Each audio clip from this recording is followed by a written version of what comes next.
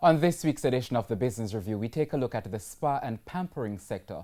Although sales are lower than normal, business owners claim that there's been a surge in people who are coming in to de-stress from the COVID-19 pandemic. Andrew Laidley reports.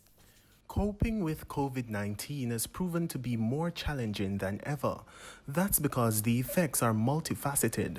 In many cases, they range from financial to mental stress, as more people are forced to stay inside their homes with the looming possibility of a job or pay cut.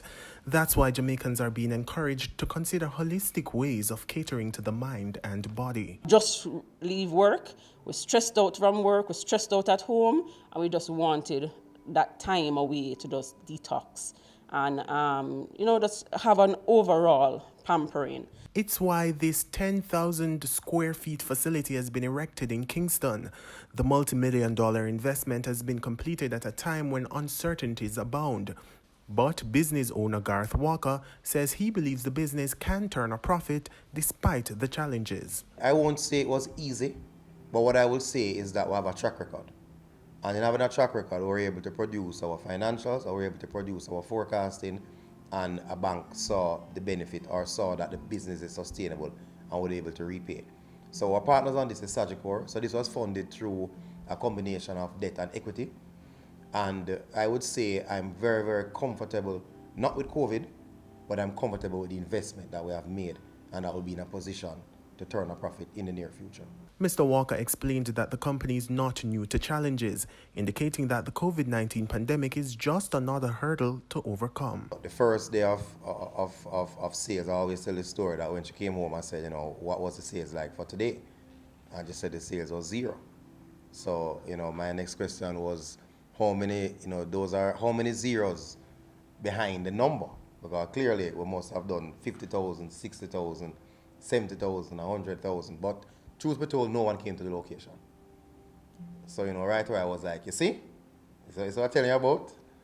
Anyway, we persevered. It's not unique to our industry. It's unique to, it's pretty much all industries are feeling a pinch. But we have persevered the construction. We are now open, so we don't have a choice now but to make do until things turn. The entrepreneur is hoping that other players will mirror his business model to improve the overall profile of the sector. This location is going to set the platform for the industry in terms of a standalone locations, because clearly you have spas that are bigger than us that are on the North Coast, which are hotel spas.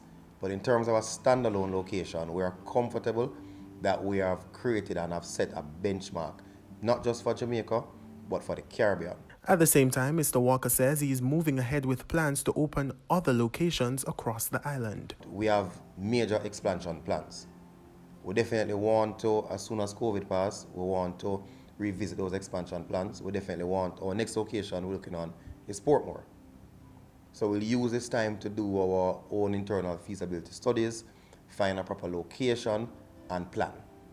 And then after Portmore, we're looking on the Caribbean. So we're not just looking to open this flagship location and remain still.